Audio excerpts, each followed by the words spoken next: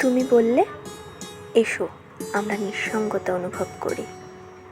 আমি মুহূর্তেই থেমে গেলাম, যেন এক গভীর শূন্যতা আমায় টেনে নিয়ে যাচ্ছে।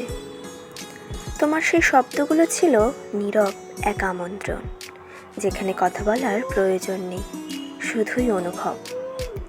নিঃসঙ্গতা কি তবে একা থাকার অনুভূতি, নাকি সেটা নিজের ভিতর ডুবে গিয়ে অন্য কারোর আত্মার সঙ্গে সংযোগ খুঁজে নেওয়ার যাত্রা? তোমার ডাকে আমি বিলীন হলাম, যেন এক ঝড়ের মধ্যে শান্তির খোঁজ পেলাম।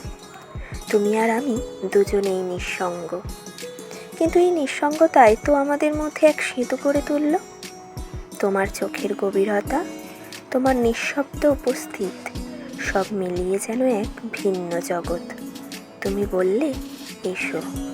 আমি এসেছিলাম, আর নিঃসঙ্গতার আড়াল ভেদ করে খুঁজে পেয়েছিলাম এক অবক্তা সঙ্গ।